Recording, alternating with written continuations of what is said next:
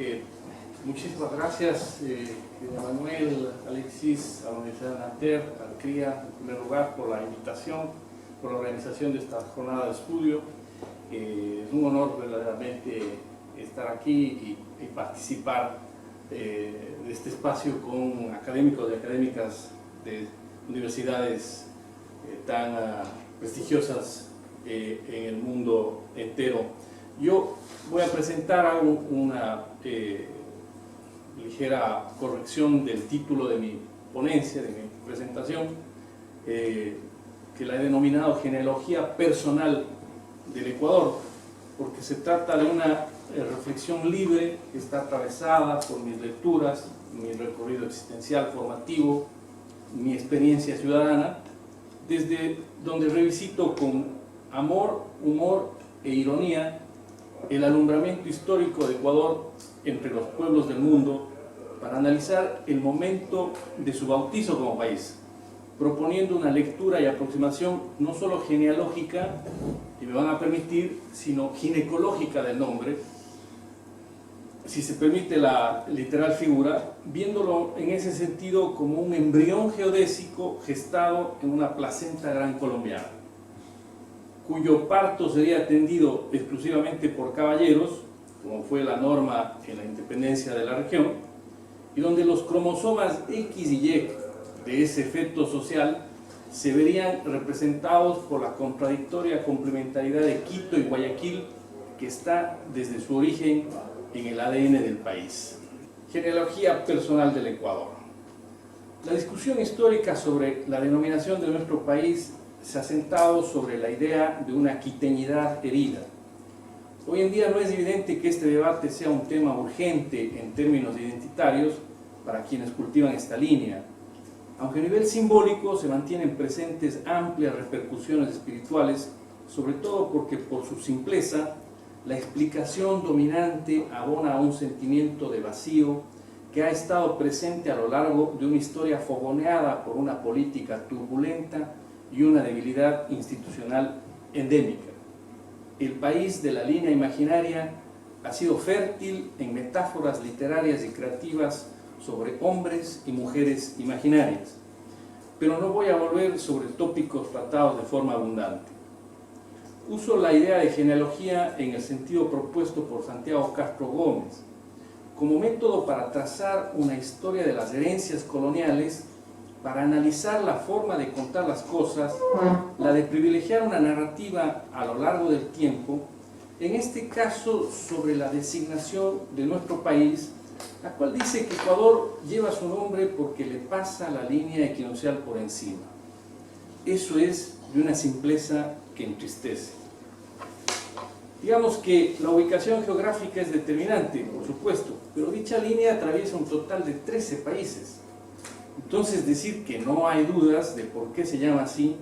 en realidad abre muchas más interrogantes. Pensemos en un adolescente que se está conociendo a sí mismo, a la vez que está internalizando la historia de su país. Empecemos por ciertas preguntas obvias. Por ejemplo, ¿por qué este pequeño país, como se dice habitualmente,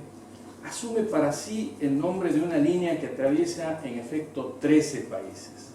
¿No es acaso desmesurado, excesivo, especialmente para un pueblo sin vocación guerrerista ni ejército imperialista? Todo lo contrario. Si el adolescente además no es un mestizo urbano, sino que pertenece a una de las nacionalidades originarias de los pueblos nativos del Ecuador actual, las interrogantes pueden adquirir consecuencias epistemológicas devastadoras. Pero continuemos con nuestro ficticio adolescente urbano mestizo, quien también podría preguntarse, ¿por qué no se adoptó en otra parte del mundo el nombre de alguna de las otras 6 líneas imaginarias? Con lo cual esta jornada de estudios sobre espacios reales y líneas imaginarias contaría quizás con ponencias de académicos provenientes de algunos de los países que irónica y brevemente vamos a imaginar en estas líneas. Por ejemplo, ¿por qué no se fundó la República del Meridiano? Sin desmerecer el del señor Greenwich, pero que suena a propiedad privada, no a país. Digamos que podría haber existido también la Unión Federal de los Pueblos del Trópico, o la República del Círculo Polar, y así hasta podría haberse llegado a formar la Unión Internacional de Repúblicas Geográficas, la UIRG, cuya subsede podría estar aquí en París, quizás en la Rue Cassini, entre Montparnasse y el Jardín de Luxemburgo, al lado del observatorio. Entonces, para contrastar cómo las historias imaginarias se cruzan con las no imaginarias, la idea es hacer un barrido sobre ciertos títulos y autores históricos clave en búsqueda de pistas o indicios que nos permitan comprender mejor ese recorrido, comenzando por las proclamas mismas de los padres fundadores de la patria en la Constitución de 1830, quienes debían cumplir exclusivos requisitos para ser considerados ciudadanos y ser electos. Primero, ser hombres, luego estar casados o ser mayores de 22 años, tener una propiedad de 300 pesos o ejercer alguna profesión o industria útil sin sujeción a otro como sirviente doméstico o jornalero, y saber leer y escribir.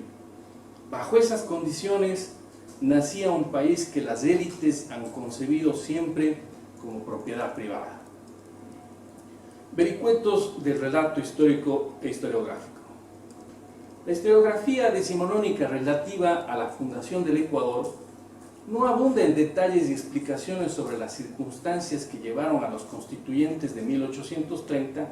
a la adopción de aquel nombre, así como sobre cuáles fueron las causas y el contexto interno y externo que generaron las condiciones de posibilidad para tal decisión. Por ejemplo, si revisamos una obra emblemática como la Historia General de la República del Ecuador de Federico González Suárez, publicada en varios tomos entre 1890 y 1895, se señala simplemente que la actual nación americana, conocida entre los pueblos civilizados con el nombre de República del Ecuador, no comenzó a tener vida independiente en el orden civil y político sino el año de 1830. Pedro Fermín Ceballos, considerado el historiador ecuatoriano decimonónico más importante sobre la independencia, prácticamente no hace ninguna mención en sus obras al porqué de la adopción del nombre. Por su parte, ya bien avanzado el siglo XX, en la Nueva Historia del Ecuador de 1983 y el Resumen de Historia del Ecuador, aparecida en 1993, ambas de Enrique Ayala Mora, se dice que el tradicional nombre de Quito, herencia indígena mantenida por la Real Audiencia, despertó resistencia entre los representantes guayaquileños y cuencanos. En aras de la unidad, se resolvió llamar al nuevo estado como lo habían hecho los sabios franceses que lo visitaron años atrás para hacer estudios sobre la línea equinoccial. De este modo nació el Ecuador. Es decir, las referencias al bautizo del país suelen ser generales y sucintas y reflejan casi siempre una suerte de injusticia histórica cometida con el nombre de Quito. Pero la pregunta lógica es ¿por qué, luego de 259 años de vida institucional, en el centro del poder de la Audiencia de Quito, la ciudad de Quito y su nombre se vieron debilitados y no pudieron imponer el prestigio de su proyecto político? ¿Cómo se hizo inviable su consolidación hegemónica y simbólica en el territorio? Ese proceso de desplazamiento, durante el cual Quito no pudo superar su aislamiento geográfico ni su subordinación política con Lima primero y con Bogotá después, es el que nos interesa aquí, porque es determinante. Sucede en el lapso de aproximadamente 70 años, a raíz de la visita científica desde París, a mediados del siglo XVIII, de la Comisión Geodésica Europea, que llega a las puertas del proceso independentista, provocando un desplazamiento que luego será consagrado durante el periodo gran colombiano. Aquella región, durante el periodo colonial, antes de la presencia de los científicos franceses y europeos, se la había conocido alternativamente como Reino, Provincia o Real Audiencia de Quito, y luego pasó a ser referida como las tierras del Ecuador, les Environs del Équateur, para finalmente, después de pocas décadas, devenir el Estado del Ecuador y posteriormente la República del Ecuador. Ecuador es un nombre que en efecto deja poco espacio a la imaginación, mientras que Quito apela a un misterioso y antiguo origen. Hay diversas interpretaciones existentes en torno a la raíz nativa del nombre de Quito. Una de ellas hace referencia al fundador de la ciudad antes de la conquista española, Quitumbe. Otra, atribuida al padre Juan de Velasco, relata la existencia de un gobernador indígena que llevaba ese nombre y que se resistió a la invasión de la tribu vecina, los Caras, antes de la invasión inca, dando lugar posteriormente a los Quiturcaras. Una tercera señala que la palabra Quito tiene origen en la lengua safiki, hablada por los sáchilas, nacionalidad nativa ecuatoriana, y que se derivaría de las raíces quitza, mitad, y to, lugar, lo cual se traduce como lugar de la mitad, dando a entender que adquirió ese nombre por su cercanía con la mitad del mundo, es decir, con la línea ecuatorial observada por los habitantes nativos americanos. Sin embargo, aquellos padres de la patria que actuaron durante la fundación del Estado y posterior República respondían a un proyecto de sociedad excluyente, completamente permeable y determinado por la influencia externa, como portadora de los ideales de civilización y por tanto desvalorizadora de lo indígena, lo cual es cuestionado en el presente a la luz de los principios de interculturalidad y plurinacionalidad que han adquirido rango constitucional,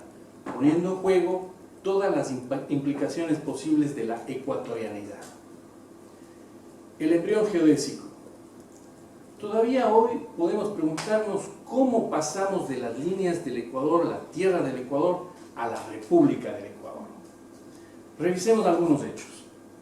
A diferencia del malogrado Louis Gaudin, originalmente designado por la Academia a pesar de su juventud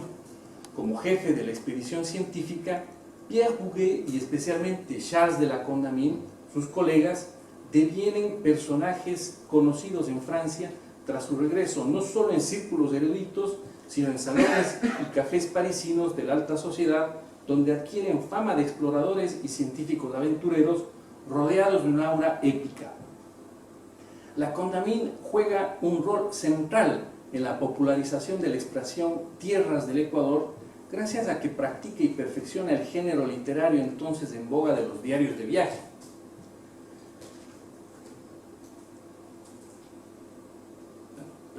Convirtiéndolos en relatos que rebasan el interés de la literatura de divulgación científica para devenir bestsellers de la época, haciendo de su autor una personalidad de interés social o cultural y no puramente científico. El recuerdo de la Condamine en el campo de la ciencia hoy es débil, casi inexistente, tanto en Francia cuanto en Ecuador. Pero entonces tomó la posta de sus estudios de investigaciones sudamericanas Alexander von Humboldt, acompañado por Aimé Bonpland,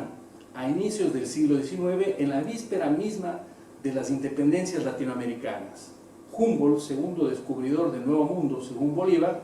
a quien admiraba y entre quienes existió una larga amistad epistolar, utilizaría aquella misma expresión de tierras del Ecuador y similares para referirse a la región andina de la Audiencia de Quito, y esa designación pocos años después llegaría también al entorno del propio Libertador al momento de saldar problemas ya como presidente de la República de Colombia con el bautizo de uno de los departamentos de la Nobel Nación. La presencia de aquellos científicos y exploradores europeos en los albores de la Revolución Independentista puso de relieve las particularidades geográficas y naturales de la región a la luz de los ideales de la modernidad y la ilustración, subrayando y revelando la condición subalterna de aquellas tierras. La placenta gran colombiana. La Gran Colombia es en efecto, y por decirlo de una manera muy gráfica, la placenta en la que se produce la gestación del Ecuador, el embrión geodésico, porque en la conformación de los departamentos y provincias gran colombianas durante su breve y turbulenta existencia es cuando por primera vez se utiliza oficialmente el nombre. Tal cosa sucede a través de la Ley de División Territorial de 1824, que subdivide el país en 3 distritos, del norte, del centro y del sur, así como en 12 departamentos, con la indicación de provincias y los cantones que pertenecían a cada uno de ellos, entre los cuales se cuenta el departamento de Ecuador, cuya capital es Quito, junto a los departamentos de Guayaquil y Azuay, conforman el Distrito del Sur. El período gran colombiano, período de transición política en todos los órdenes, prepara entonces la metamorfosis definitiva de la audiencia de Quito en el Estado de Ecuador y luego en la República, gracias a la existencia de este departamento como claro antecedente político-jurídico que da pie, sin mayor trámite, al posterior bautizo, con lo cual se entiende que la decisión de los constituyentes de 1830 no surge de la nada, sino que se expresa como un encadenamiento que acoge y da continuidad a una denominación ya existente para bautizar oficialmente al nuevo país. Pero esta concatenación que ata umbilicalmente al Ecuador con el proyecto de Bolívar, la Gran Colombia, no se menciona y permanece oculta en la narrativa historiográfica que domina en el imaginario colectivo y en la enseñanza escolar, donde prevalece la idea no solo de una injusticia con el antiguo nombre de Quito, sino hasta de un equívoco histórico. Por ejemplo, Leopoldo Benítez Vinuesa, literato, historiador y diplomático, en su capital ensayo Ecuador, Drama y Paradoja de 1950 decía: Ecuador, nombre postizo y sin significación, propicio a las equivocaciones y las tergiversaciones. Por su parte, el historiador guayaquileño Efrén Avilés Pino ha dicho que el Ecuador debe su nombre a diversos hechos que a través de los años se conjugaron para borrar el histórico nombre de Quito, y concretamente en relación a la constituyente de 1830, señala que lamentablemente dejó a un lado el nombre ancestral de Quito que le hubiera correspondido al nuevo Estado. Creo que podemos quitar el video. Gracias. Esa Gran Colombia, que fue como arar en el mar para Bolívar, impone la adopción del nombre favorecido por la existencia de una sociedad bicéfala desde su nacimiento, por el enfrentamiento histórico instalado entre Quito y Guayaquil, la cual, junto a Cuenca, jamás hubiese permitido bautizar el naciente país como un símbolo del centralismo. Así se entiende a su vez la ausencia de un carácter nacional de la independencia. La Gran Colombia tuvo el espíritu de un work in progress, podemos decir. Bolívar, el artista performer, libertador, murió agotado y enfermo a los 47 años con su obra inacabada. La unión nunca fue sólida por diversos factores y la cohesión se mantuvo fuerte durante los años de guerra gracias al crédito y afán del libertador. La nueva república fue vista por sus partes más como un recurso para aunar fuerzas contra el poder colonial y evitar su restablecimiento, antes que como la culminación de un proceso de identificación social, económica y política de sociedades que eran marcadamente desiguales. Bolívar luego quiso ampliar su proyecto a una confederación de los Andes, comprendiendo los territorios actuales de Venezuela, Colombia, Panamá, Ecuador, Perú y Bolivia. Pero eso ya fue demasiado para las mentes de unos criollos que acababan de liberarse del yugo español y al final todo explotó por los aires y terminaron conformándose 6 países en lugar de uno que hubiera sido vecino del gigante Brasil y sus 8,5 millones de kilómetros cuadrados. Ecuador, Colombia y Bolivia son 3 países sudamericanos que llevan plasmado en sus nombres la impronta y alcance del proyecto de Bolívar. Venezuela, curiosamente no, porque su denominación ya existía. Colombia, es más, es la culminación del sueño de 2 venezolanos, Miranda y Bolívar. El nombre de Ecuador es resultado de la acción política de Bolívar, y Bolivia es una derivación de su nombre. Entonces, para terminar, juntando todos los ingredientes mencionados,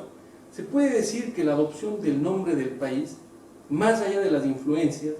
reivindica sobre todo el hecho de haber sido el punto o lugar donde se realizaron las mediciones científicas por sobre el hecho de estar atravesado por la línea, junto a eso evidentemente. Podríamos añadir además que Ecuador, cuya derivación etimológica del latín a equator quiere decir igualar, esconde una solución salomónica para los 2 polos domésticos que mutuamente se atraen y repelen, y también que metafóricamente quizás Ecuador sea otra forma de decir Quito, por la posible derivación de Quitzato, que significa tierra de la mitad. ¿Quién sabe si así podrían encontrarse las tradiciones latina y nativa para igualar y equilibrarse real e imaginariamente? Muchísimas gracias, Jorge Luis. Gracias.